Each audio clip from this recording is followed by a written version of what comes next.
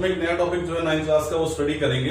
हमने विलयन के प्रकार पढ़े थे। इससे पहले मैंने एक लेक्चर आपको जो है वो प्रयोग के रूप में दिखाया था, जहां मैंने आपको बताया था कि विलयन के प्रकार कौन कौन से हैं। तो विलयन के 3 प्रकार हैं। पहला प्रकार हमारे पास है वास्तविक विलयन, दूसरा प्रकार हमारे पास जो है वो है कोलाइड विलयन, और तीसरा हमारे पास है निलंबन। तो 3 मैंने उदाहरण लेकर आपको बताया था, उसी को हम समझने का प्रयास करते हैं इस टेबल के जरिए। बड़ा इंपॉर्टेंट टॉपिक है, यहाँ इसको ध्यान से सुनिएगा। देखिए, ये जो तीनों जो हमने वर्गीकरण किया है विलयन का, उसका जो मुख्य आधार है वो है कणों का आकार। जो वास्तविक विलयन होते हैं, यहाँ पे कणों का आकार सबसे छोटा होता है। जैसे कि मैंने प्रयोग में आपको बताया था नमक और जल का जो मिश्रण था, तो नमक में कणों का आकार सबसे छोटा है। उसके बाद कोलाइडी विलयन में जो कणों का आकार है वो थोड़ा बड़ा होता है, जो घोले जाते हैं। और तीसरा यहाँ पे निलंबन है, जिसको आप सस्पेंशन कहते हैं इंग्लिश में।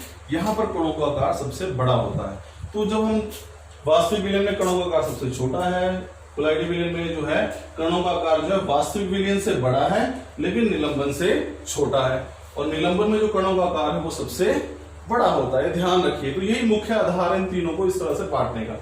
दूसरा अंतर करते हैं, वास्तविक विलयन को जो है आप उसके कण जो है वो नग्न आंखों से नहीं देख सकते हैं। अगर मैंने आपको मिला के बताया था जल के अंदर, तो उसमें हम देख ही नहीं पा रहे थे कि नमक कहां पड़ा है घुलने के बाद, तो आप इसको नग्न आंखों से नहीं देख सकते हैं। लेकिन ये जो कोलाइडी विलयन का उदाहरण हमने लिया था जल में दूध मिलाकर, ये आपको वैसे तो नजर आएगा कि ये जो है समांगी मिश्रण है, लेकिन अगर आप इसे सूक्ष्म दर्शी के नीचे देखेंगे तो आप साफ तौर पर देख सकते हैं कि वहां पर आपको 2 अलग अलग घटक, दूध और जल जो है वो अलग अलग साफ नजर आ जाएंगे। तो यहाँ पे आप इनको नग्न आंखों से तो नहीं देख सकेंगे, लेकिन सूक्ष्म दर्शी की सहायता से इसके कणों को आसानी से देख सकते हैं। फिर निलंबन की बात करें, हम निलंबन यदि रेत में मैंने पानी मिला दिया, वहां तो आपको साफ नग्न आंखों से ही आपको नजर आ जाएगा कि इसमें कौन कौन से कण हमने मिला रखे हैं। तो ये हमारे पास है निलंबन। फिर हम बात करते हैं तीसरा पॉइंट के बीच में अंतर का। अब जो वास्तविक विलयन है वो एक समांगी मिश्रण है, यानी कि मिलने के बाद दोनों घटक जो है वो एक ही हो जाते हैं, आप उनको अलग अलग नहीं देख सकते हैं। फिर मैंने कोलाइडी विलयन के बारे में बताया कि देखने में तो समांगी प्रतीत होता है, लेकिन वास्तव में कैसा होता है, विसमांगी मिश्रण है, इसके दोनों घटक जो है वो अलग अलग रहते हैं। फिर हम बात करते हैं निलंबन की। निलंबन जो मैंने आपको बताया कि निलंबन जो है वो एक विसमांगी मिश्रण है, इसके दोनों घटक, यानी रेत अगर आपने पानी मिला रखी है तो आप पानी को साफ अलग देख सकते हैं और रेत को अलग देख सकते हैं। तो ये एक विसमांगी मिश्रण का उदाहरण है। अब वास्तविक विलयन पारदर्शी है, इसके आप आर पार जो है आसानी से देख सकते हैं। जो कोलाइडी विलयन है वो अपारदर्शी है, और निलंबन जो है वो पारभासी होता है, ट्रांसलूसेंट जिसको हम कहते हैं। फिर हम बात करते हैं टिंडल प्रभाव की। देखिए, टिंडल प्रभाव क्या होता है कि जब आप इन विलयन में से रोशनी गुजारते हैं, तो रोशनी गुजारने पर क्या होगा कि वो रोशनी जो है, उसके जो कण हैं वो रोशनी को उसको स्कैटर कर देते हैं, फैला देते हैं, और वो देखे जा सकते हैं। लेकिन यहाँ पर क्या होगा, इस प्रभाव को हम बोलते हैं टिंडल प्रभाव। तो टिंडल प्रभाव क्या है कि जब विलयन के अंदर से रोशनी गुजारी जाती है तो उसके जो कण होते हैं वो उस रोशनी को फैला देते हैं, ये प्रभाव कहलाता है टिंडल प्रभाव। ये इस बात पर निर्भर करता है कणों का आकार जो कितना है। अब वास्तविक विलयन में कणों का आकार इतना छोटा है कि वो उस पर पड़ने वाले प्रकाश को फैला नहीं पाते हैं, इसलिए टिंडल प्रभाव नहीं दिखाते।